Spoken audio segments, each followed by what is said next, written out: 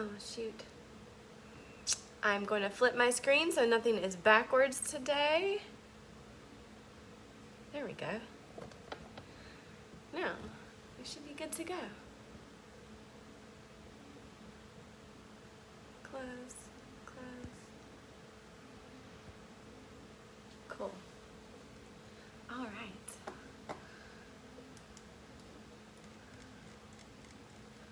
Let's see.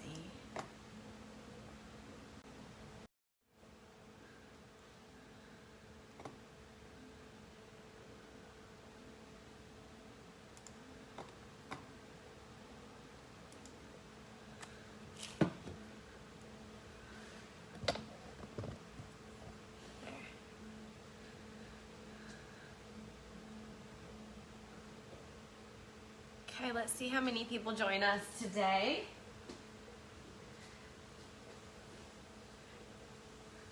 Say hello and let me know where you're from as you're joining us.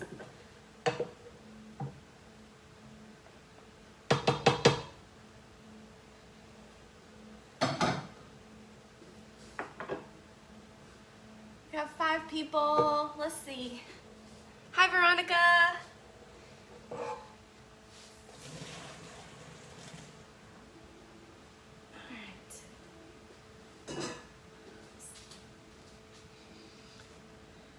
Okay, I'm going to turn off these comments on my screen. Let's see. Nope, how do I turn it off? Can't do that? Maybe not? Okay. Not going to get distracted today.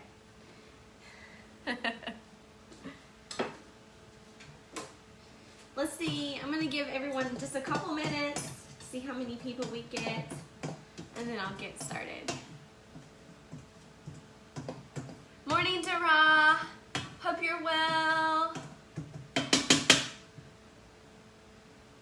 I had to get an early start here, so I'm gonna let you know what I'm doing in just a couple minutes.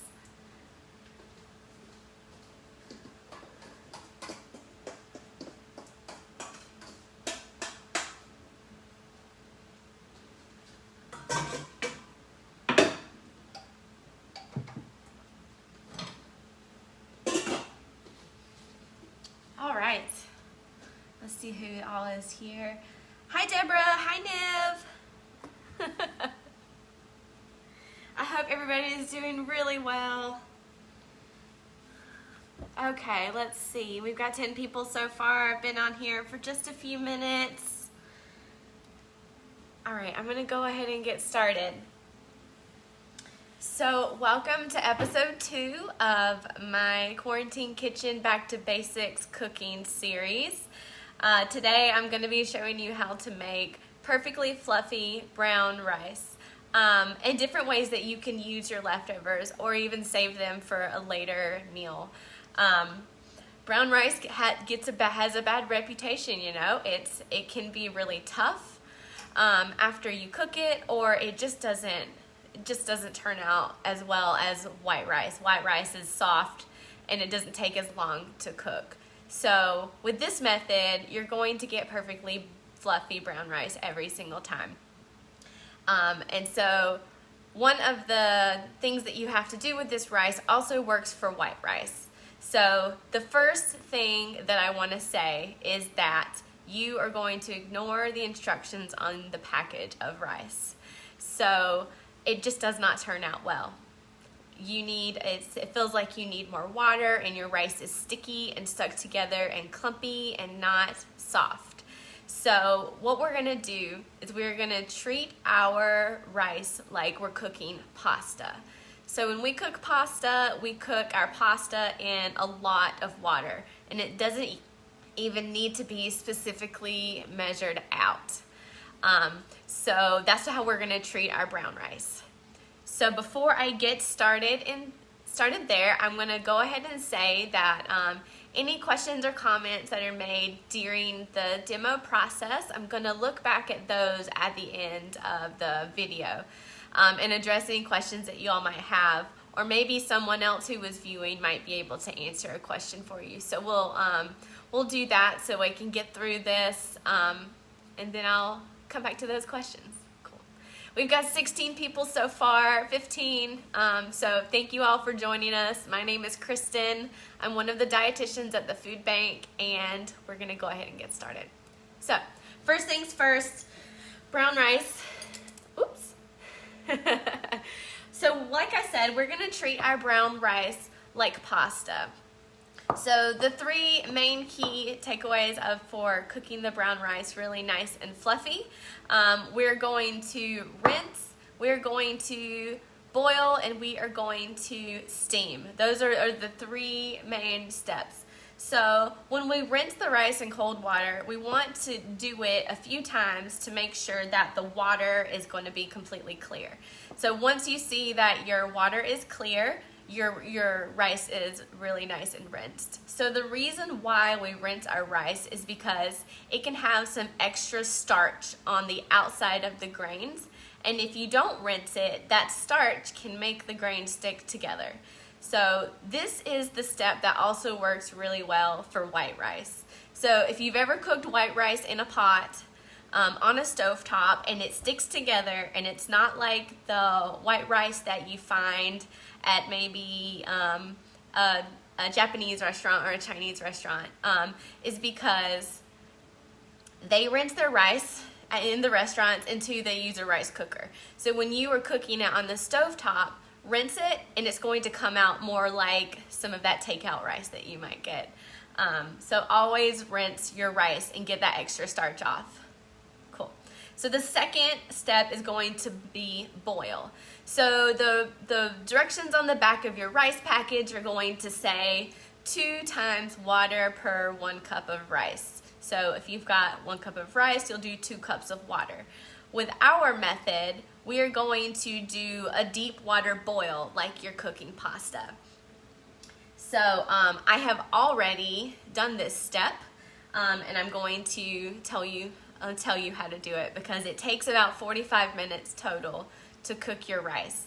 That is the exact same amount of time that it takes according to the directions on the package. So you're not adding any time to your cook time if you're using this method. It just turns out a lot better. You have a more beautiful, fluffy product. Cool. So we are boiling our rice like pasta. So the amount of water, if you want to be specific, is 8 cups of water to 1 cup of rice. Now that is 4 times the amount that the package directions say. And that's because while the rice is boiling, the grains aren't touching each other and they're constantly moving. And that is going to help the tough outer layer of the whole grain rice to cook without getting stuck to each other. So that is really helpful in the process of making your brown rice fluffy. So what we're doing is we are boiling the rice like pasta for 30 minutes. So make sure that it's on a rolling boil and you've got your temperature set to a reasonably high heat, but make sure that it doesn't boil over. I like to vent my lid on the top so that the steam can come out if you don't have a lid that's already vented. And we're gonna do that for 30 minutes. So once the 30 minutes is done, we're going to drain it off like we drain off pasta. And that's all that's doing is getting rid of the water that you're cooking with. The third step is to, sorry, I'm drawing a blank here. 1 second, guys. We're gonna steam it. There it is. So we're gonna steam our rice for the third step. And all that does is just allows it to sit in the pot off of the heat with the lid on it for about 15 minutes to just let it come together, and it's gonna maintain its texture during the steaming, and it's just going to soften up and be perfect. So like I said, that takes about 45 minutes, and I wouldn't want to keep you on a video to watch rice boil for 30 minutes and then 15 minutes of steam time. So I've already cooked some. So this is some rice that I cooked ahead of time. Here we go. it turned out so well. I'm always so surprised at how well this works, even though I know that it's gonna work every single time. It's so good. So we've got some of our rice. I cooked a little bit more over here, and it's in the pot steaming to round off the amount that I need to make the dish for my cooking demonstration today. One thing that you can do to make sure that your brown rice has more flavor is that you can toast your rice before you cook it. I like to do this after I rinse it, and it's helpful to do that after you rinse it because you know it's done when you toast it because you can smell it. It smells really nutty, and then the rice is also dry. So when you first put it into the pot after you rinse it, it's all going to stick together and it's not going to move around very freely if you were to tilt the pot around.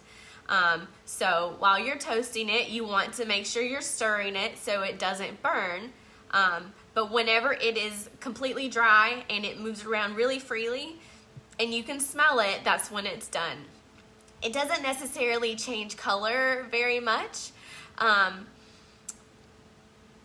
whenever you're toasting it, but it's the smell that you're getting. If your heat is up too high, it can get really dark and it might burn, so be careful with that.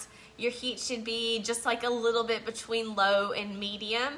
And if you want it to be darker, you can do that. Just be really careful that you don't burn it. So the whole cooking process for the brown rice is going to be 45 minutes. And that is exactly what the package instructions say, except we modified them to rinse, boil, and then steam instead of just simmering on the stovetop. So that's just the best cooking method. I got that from Epicurious, who got that from another site, and it's really the best way to cook brown rice. So 45 minutes is a long time, right? That does feel like a lot. So whenever I cook brown rice, in any meal that I'm going to use it for, I always start the rice before I start anything else that I'm trying to cook. So that way the rice is on and it's going while everything else is getting prepared. And hopefully everything will be finished and ready to eat all at the same time. So we're not waiting for our rice to finish cooking and everything else is warm and then everything else gets cold. We don't want that. So I always start the item that takes the longest amount of time to cook first. That seems obvious, but sometimes we can just get ahead of ourselves, and it's really easy to get ahead of ourselves. So I always try to think about that first. Cool. Okay, so I've got my rice over here on the far end of the counter, and it's steaming on its last little portion of the cooking process. So I'm going to tell you a little bit about how you can use your rice. So for me personally, I prefer to use brown rice in mixed dishes instead of as a side, and that's just how I like to eat it. So today I'm going to be making a cabbage roll skillet casserole using our brown rice. So this is a fantastic dish for using leftover rice.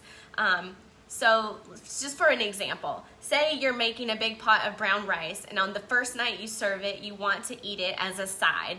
So you've got some chicken and some steamed green beans and some brown rice.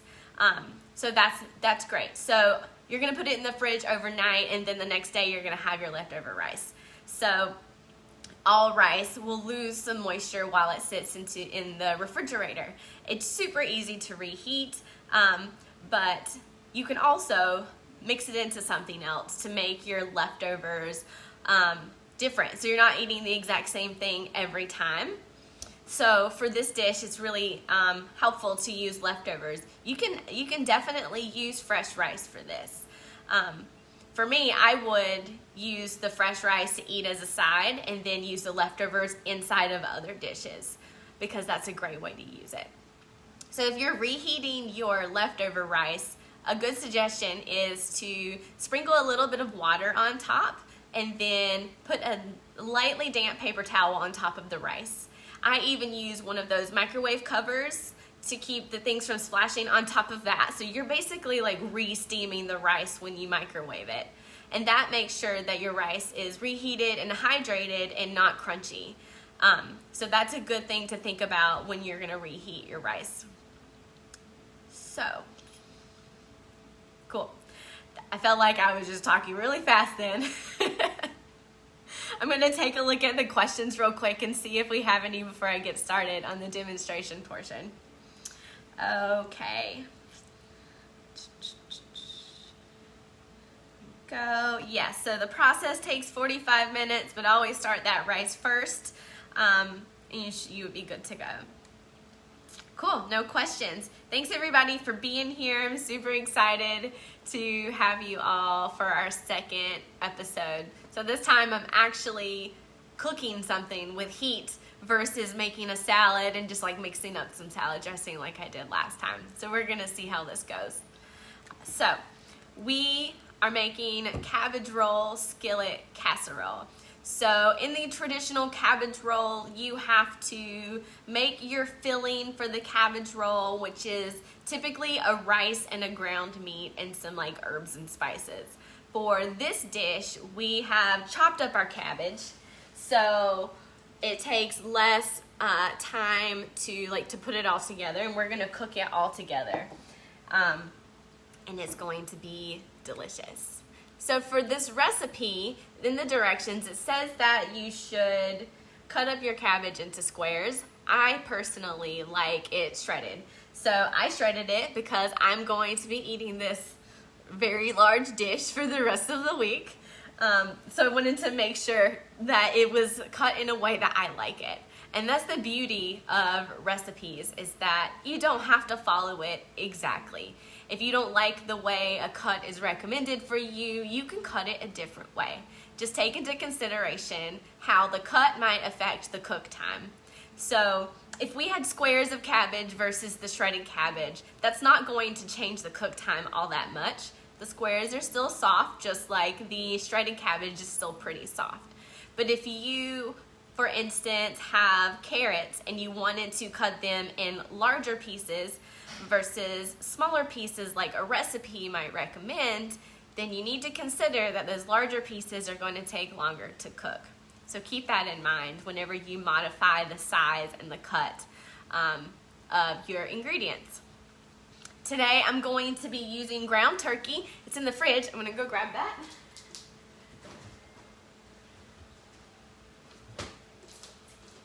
I'm using ground turkey as my protein, and I'm also going to be adding some cannellini beans because I add beans to everything. It's gonna boost your protein, and it's gonna give you just another source of fiber that's good for your digestion, and it's gonna help keep you full. So I really like to add beans, and since, like I said, I'm cooking this dish, I am going to jazz it up the way that I like it, because that's what you should do if you're making this recipe home. I want you to make it the way you're going to like it and to eat it, and that's just how it works. You know what you like, so I want to make sure you're doing what you like, and our recipes are just really good recommendations. Cool. Okay, so I'm going to shift these things around here and move my very large skillet over and make some space for it. Here's my dry rice. We don't need that anymore. There we go. Very large skillet. I'm going to go ahead and get it heated up. I was informed that it needs a few minutes to get heated through, so I'm gonna talk at you just a little bit more before it's ready to start cooking.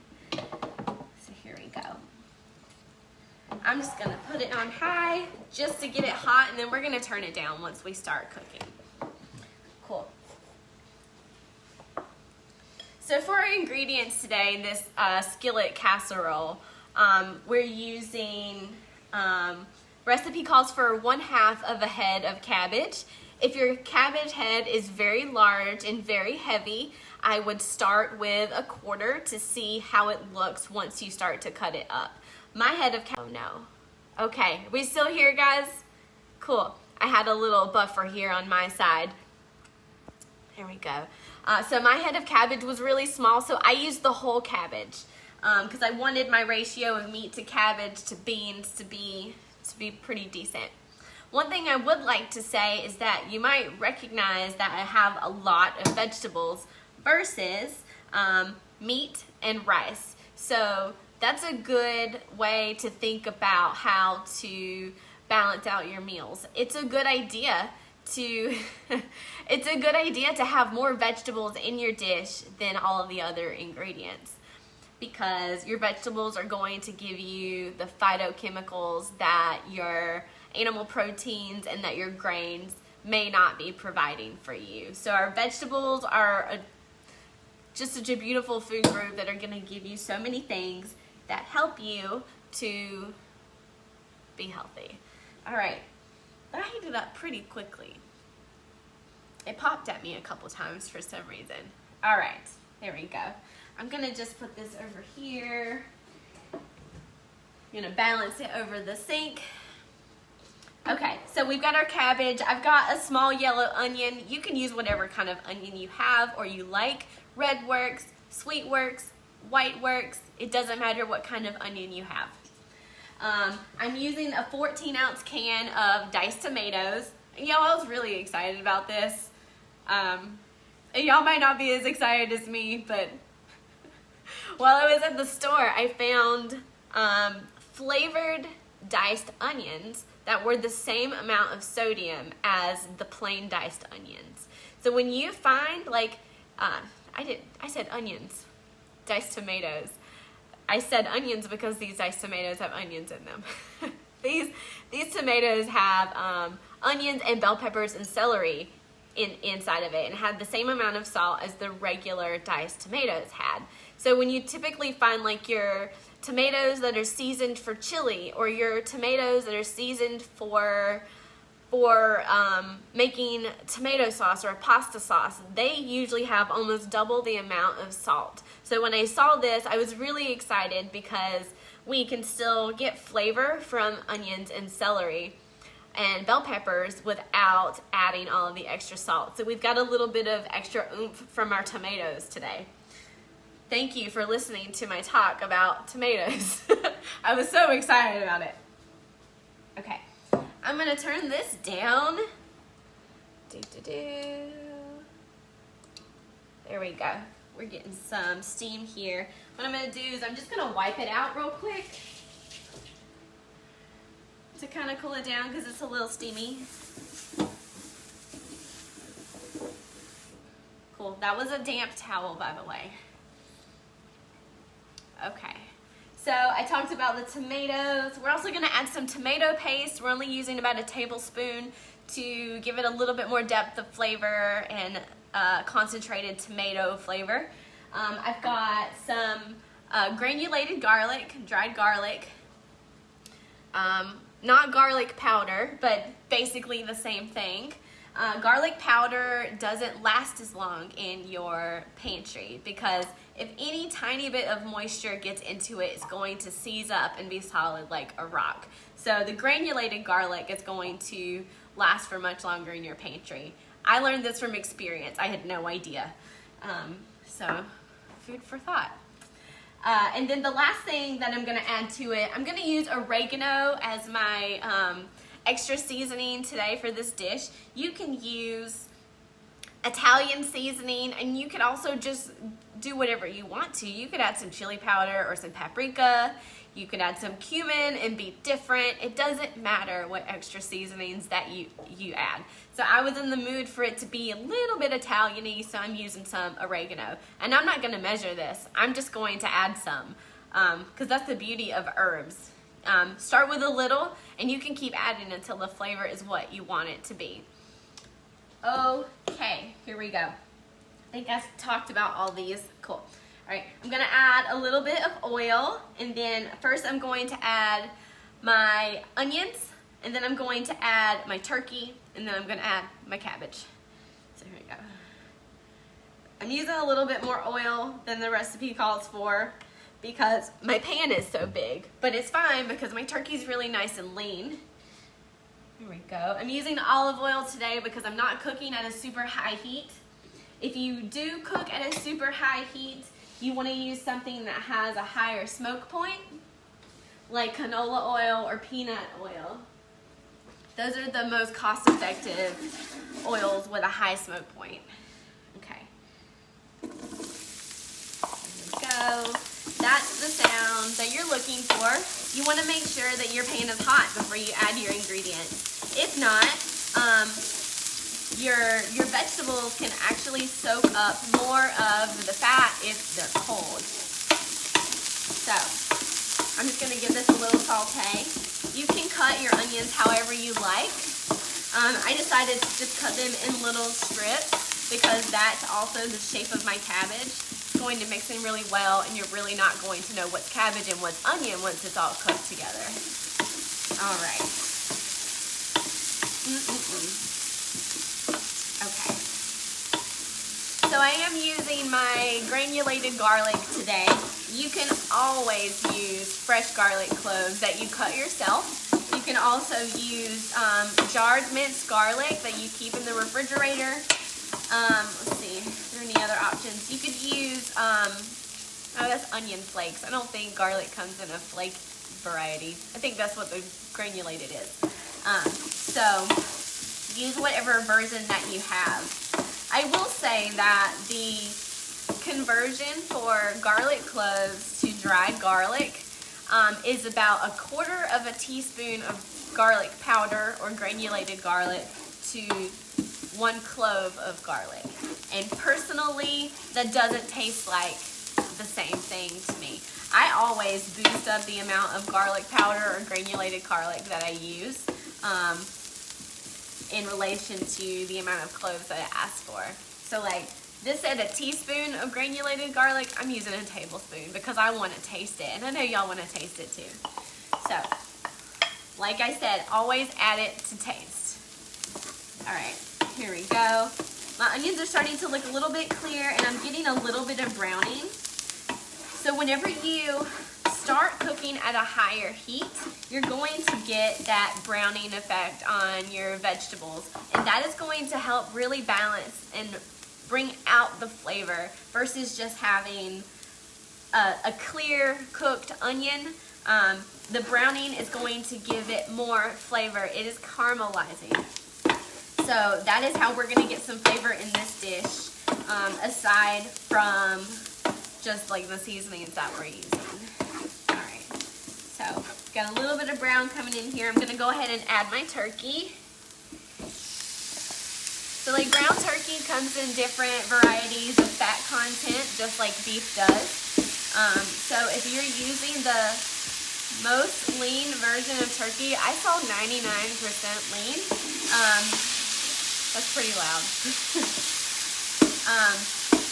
Just notice how much fat is in your pan. You might need a little bit more of your healthy cooking oil so that your meat isn't too dry. So I didn't get the leanest one because I wanted to make sure that I had enough fat in the pan. All right, here we go.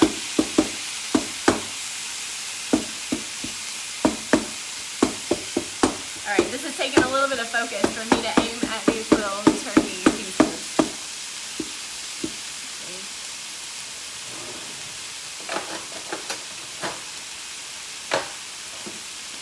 All right, I was looking for my spatula. This will work.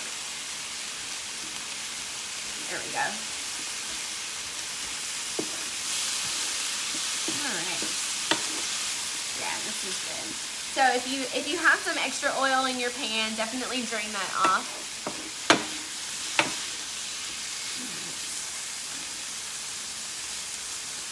Okay, so this recipe has 6 servings. So you can serve your family of 6 for one night, or if you have a smaller household, you can eat this as leftovers afterwards.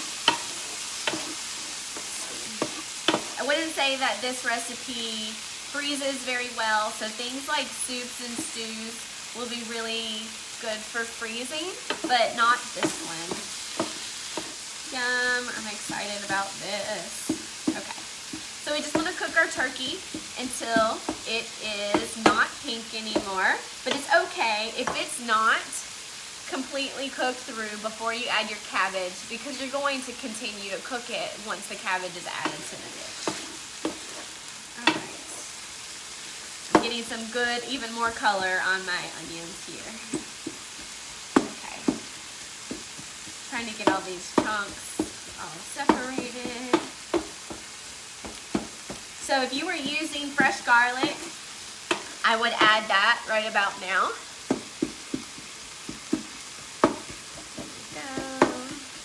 I'm about to add my granulated garlic as soon as I get these chunks all broken up.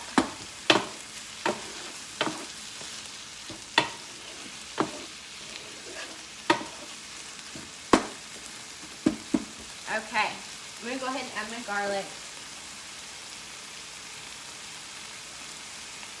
That's a whole tablespoon, guys. I want to make sure this dish has flavor because I'm not using a lot of salt, and that's the point. All of our recipes through the food bank are going to be lower in salt and saturated fat because we're trying to support health across our communities.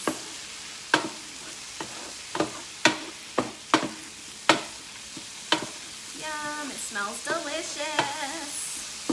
Okay.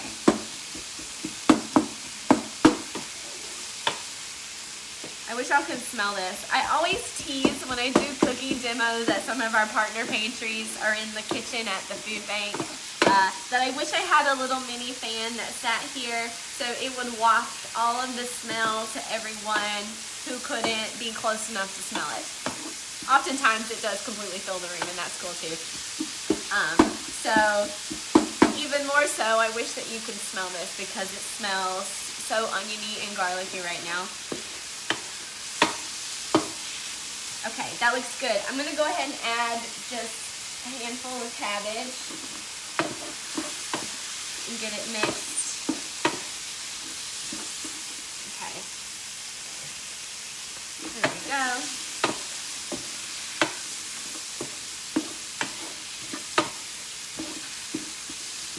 Okay. Once I get most of the cabbage added to it, what I'm going to do is I'm going to make a little open circle in the middle of the dish, and I'm going to add my tomato paste. So a lot of different cultures do this in their cuisine because it helps to bring out the flavor of the tomato paste when you cook it a little bit. Just like we're browning our vegetables to get that caramelization, that's what we're going to do with the tomato paste.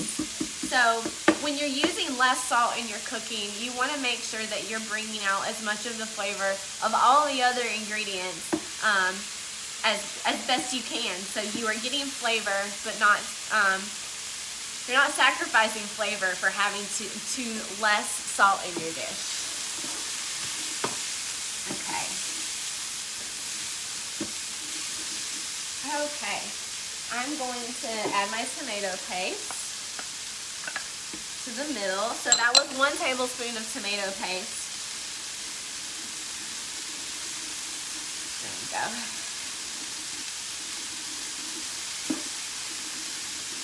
Cool. So I'm just cooking it down in the middle just to get some good flavor. So it might stick to your pan, but as you add the diced tomatoes and all of that juice to it, it's going to help it unstick. And we're basically going to deglaze the pan with the diced tomatoes and the juice. So any bits that are stuck on are going to be mixed into the dish, and that's just going to add more flavor. Okay. Cool. All right. There we go.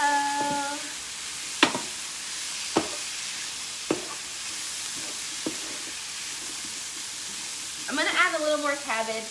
I don't think I'm going to use all of this cabbage for this, just because my pan is starting to get full. I mean, you saw how big this skillet is. I will definitely use the rest of that cabbage for something else. This looks like a good combo for the meat to veggie ratio that I was talking about.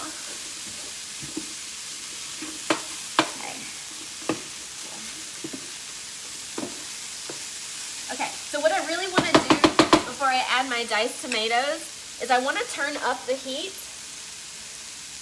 and I I want to get a little bit of crispy brown on the cabbage. So if you've ever had pan-fried cabbage, you know that it's delicious. But I'm not using a lot of oil for it. So my pan is non-stick. That's going to help it not stick to the pan and not need the additional oil. And that crispiness is just, I keep saying it, we need to build the flavor. We need to caramelize all the veggies to get as much flavor as we can. All right.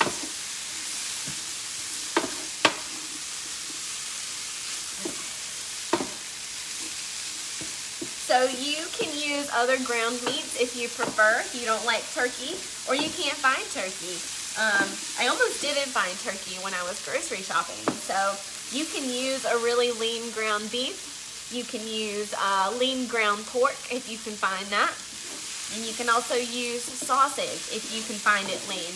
As I'm sitting here cooking this and smelling it, I was imagining that some like spicy Italian sausage would be absolutely delicious in this dish.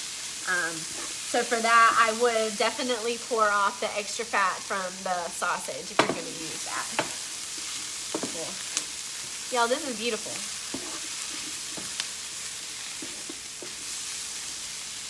Okay, I'm just going to let this sit for a second so I can get some brown on the bottom. So if you do consistently stir it, you're not necessarily going to be able to get the brown because you're always moving it. So I'm just going to take a minute and let it sit. Cool.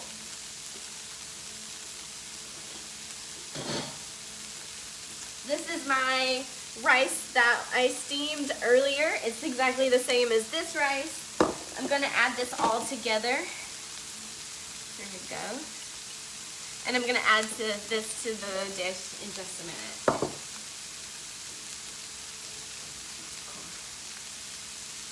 Let's see if I can show you.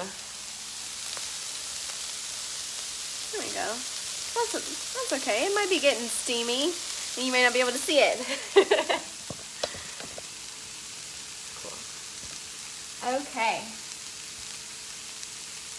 Okay, let's see. We're getting some brown. Yes, see, now we're getting some of that brown. That's going to, what's it gonna do? I know you can't answer me directly. It's gonna build flavor. There we go. Beautiful.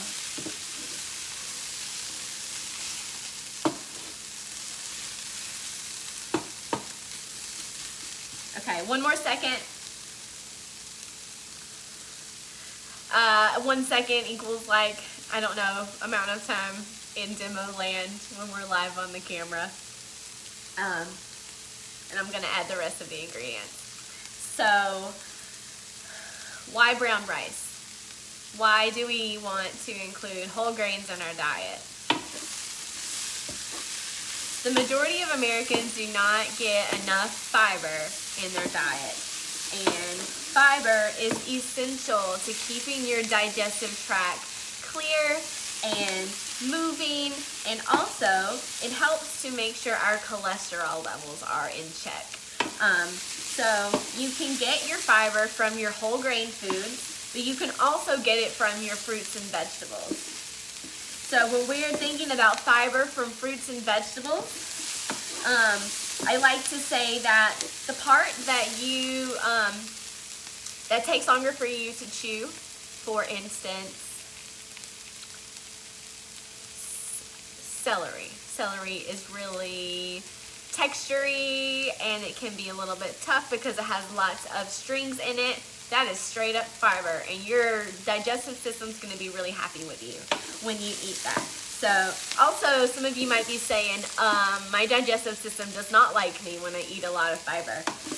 Anytime that you eat a good amount of fiber, you need more water. In general, we need water. But, all right, that's a cat. You need to make sure you're getting enough water, even more so whenever you're eating a lot of fiber, because that fiber can help you move, but it can also not help you move, if you know what I'm saying. Okay, so we've got some good color on our cabbage here. That's exactly what I wanted. All right, I'm gonna go ahead and add my tomatoes. and the juice because this can of tomatoes had less salt that I was so happily talking about earlier. Okay.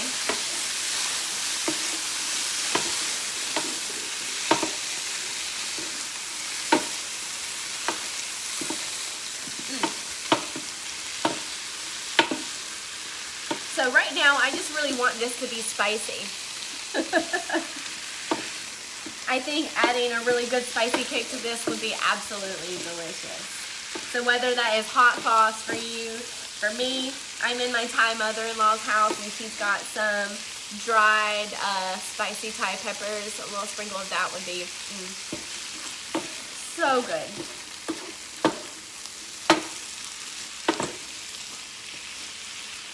All right.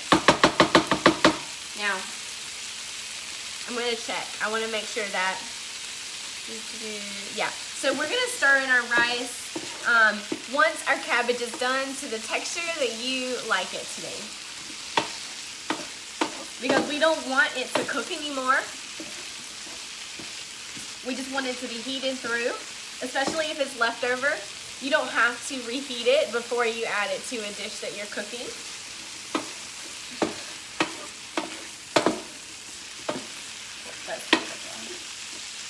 If you don't like chunks of tomato, you can also use like tomato sauce or crushed tomatoes where you won't get the texture of the tomato.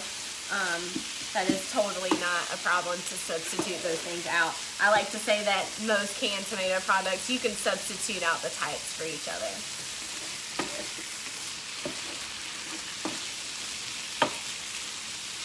All right, I'm gonna add in my beans.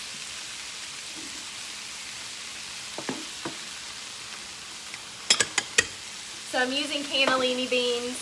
That's just the kind that I've wanted this week. But you can use any kind of beans. You can use dark red kidney beans, light red. You can use pinto beans, navy beans, black beans, whatever you want.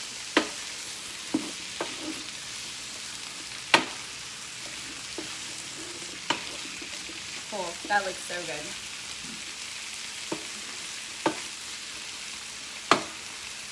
Alright, like I said, I'm not going to measure this oregano out. I'm just going to give it a top sprinkle. There we go. That was probably like a tablespoon. That smells good.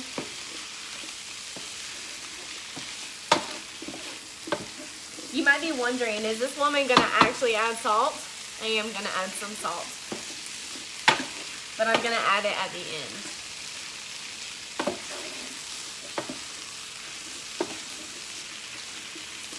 Oh, that oregano gave it exactly the flavor I was looking for. I wanted this to taste Italian-y, but I don't actually have Italian seasoning, but I have oregano, and that is in Italian seasoning. So you can make it work. Whatever you have, you can make it work. You can actually use jarred pasta sauce if that's what you have on hand. And that's going to be seasoned already, so that's going to be really helpful to add some flavor if you are missing some of the seasonings that you want to add to it. Okay. Y'all, I'm so hungry. Okay. I'm going to add my rice. I'm going to add the rice before I taste it because my rice isn't seasoned. And I want to make sure everything is here and represented before I add any seasoning. So we know what is present before adding seasoning. So that rice just bulked this up of really like doubled the dish.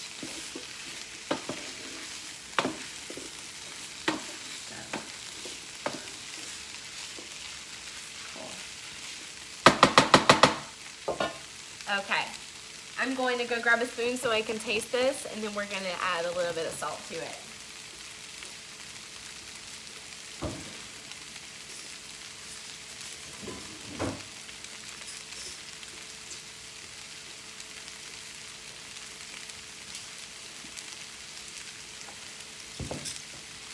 taste first, then season. Make sure I get a tomato and a turkey piece and a piece of cabbage and a bean. There we go.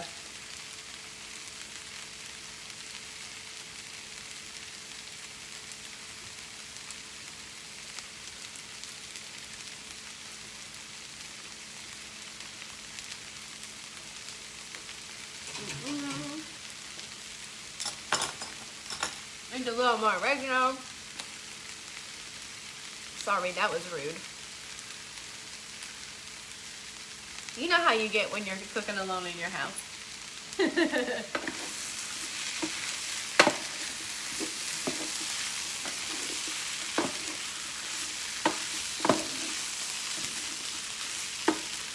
My pan is still on high here, so I'm still getting some brown on the bottom.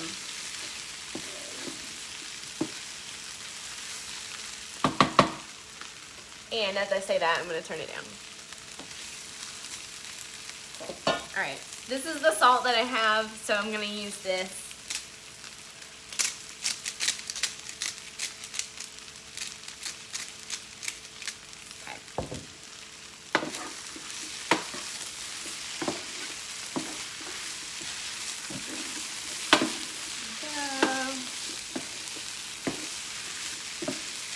I also think I'm going to add a little more garlic. I said I added a teaspoon at the beginning. Excuse me, a tablespoon at the beginning.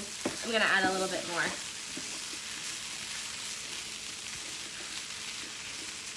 Just make sure that you can taste it and that it's something that you're going to eat.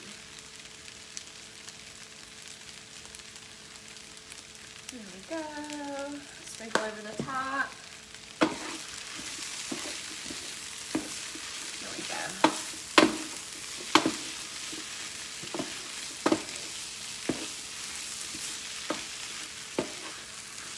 And now I can smell the garlic. That's what it needed.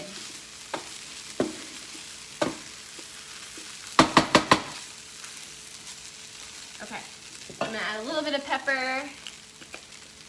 Taste it one more time, and I think we're good to go.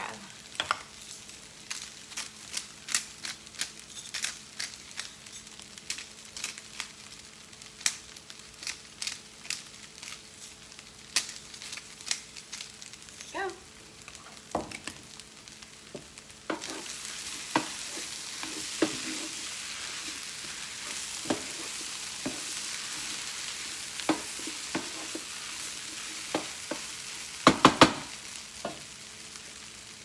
All right, taste number 2.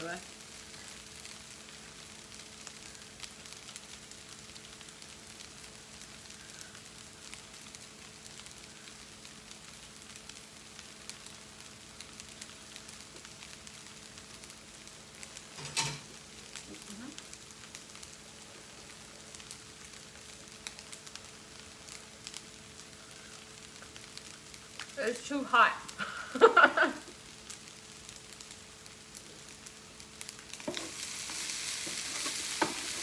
There it is. That's delicious. Okay. So for fun, I'm just going to dish out some in my little cabbage leaf to make it look like a cabbage roll. And that's what I'm gonna have for lunch. There we go. There we go. That's beautiful. Final dish, cabbage roll, skillet casserole. Save yourself some time with rolling up those cabbage leaves and cooking everything separate and then putting it together. We're just gonna throw it in a skillet and cook it all together. I'm just gonna put, to be a little fancy, I'm gonna add a little oregano on top of mine for my lunch. Cool. Okay. There are 2 more things that I want to share with you before I let you go, and that is when you're cooking brown rice, I want you to cook 2 times the amount that you need, because you can eat half of it for your dinner and for your meals in the week, and then you can put the rest of it in the freezer. So 45 minutes does sound like a long time. So if you can knock it out for a future meal at one time when you have some time, future you is going to be very happy with present you because it's going to save you some time. So once you cook your rice and you have your extras, make sure that it is cooled down completely. You can keep it in the fridge overnight, or you can just let it come like all the way to room temperature before you put it away. Store it in a container with a lid, and you can put that straight in the freezer, or you can put it in a freezer safe bag, and you can freeze it flat. So that way it's going to save you a lot more room in your freezer than if you were putting it in a container that's going to be a lot more bulky.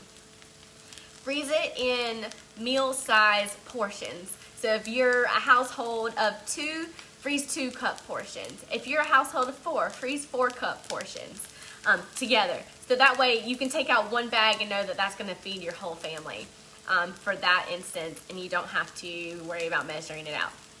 Label your bag with the date that you put it in, the name of it, and the date 6 months from the day that you freeze it, because it's going to be good for 6 months. So that's just a good way to keep up with what's going on in your freezer. Second thing that you can save for later from this dish is your tomato paste. So this is the leftover tomato paste from the smallest can, the smallest little 4 or 6 ounce can that you can buy at the store. So what you can do with this tomato paste is you can flatten it out, and then you can take a spatula. I'm going to use a butter knife.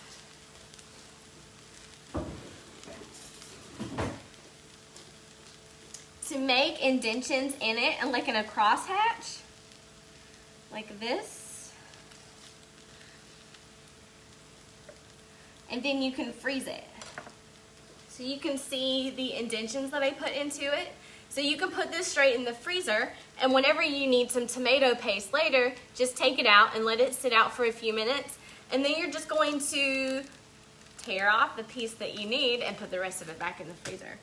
Because not a lot of dishes call for an entire can of tomato paste unless you're making a really large batch of something, like very large, because the flavor is so concentrated. So save it for later. So, and I mean, it's really cheap, so you could technically buy it again, but just save it. Save yourself some money. Okay, let's see. I think that's all that I wanted to share with you. So I see a couple of questions in the box. I'm gonna go answer those. Actually, I'm gonna just stir this real quick because I hear some sizzle. This thing is off and it's still going. Okay. Questions. Hi, Deborah. So yes, you can find the recipe and other recipes that you can use to prepare leftover brown rice in the resource folder that is linked in the caption of this video. So that link is bit.ly/ACFB Nutrition Resources. You're going to look in the cooking videos folder, and then episode 2, you'll find the cabbage roll recipe, the perfect brown rice recipe, and some other recipes that for using brown rice. So I've got a fried rice recipe, I've got a pineapple fried rice recipe, cinnamon rice pudding. I've got a Mexican casserole that uses leftover rice. That's my absolute favorite. There's a couple more in there. Creole red beans and rice is also in there you can use for your rice that you have left over. So all of those are going to be found in that folder in the resource link in the caption. There's also a diagram of a whole grain that shows you the difference between what a white grain and a whole grain is and why it's different. Cool. Okay, let's see. Rick, I wish you could smell it too, because it smells fantastic over here. Thanks, Janae. Thanks, Claudia. Oh, I like cannellini beans are like one of my top 2. Cannellinis and pinto beans are my top 2 favorite beans. Ethan, yes, I figured out how to turn the camera around. One of our viewers from the last video sent me a message, and he was like, here's how you do it, and it wasn't that hard. So, hi Sarah, thank you so much. Hey Brent, oh my goodness, good to see you pop up in my feed here. Yeah, save that tomato paste. Let's see. Okay, I don't think I have any more questions. If anyone wants to pop in a question real quick before I get off. If you do come up with some questions later, I can see them on the Facebook page, and I will be happy to answer them for you. Good to go. All right, I'm ready. I'm ready to go eat some lunch, and I hope you guys have something to eat too, and you don't have to wait. So thank you so much for joining. Again, my name is Kristen. I am a dietitian at the food bank. I will be live again in 2 weeks, and the topic is going to be, I'm just going to leave that up for a surprise. You can look out for the promo image that we share. If you want to, leave a comment and let me know where you're coming from and how you heard about us. I would really love to know that. Please share this video on your personal feed if you want to, and also on your program feed if you're a partner of the food bank. We want to be able to share this with as many people as we possibly can, given the circumstances and our inability to actually meet up together. Okay, thanks everyone. Have a fantastic day.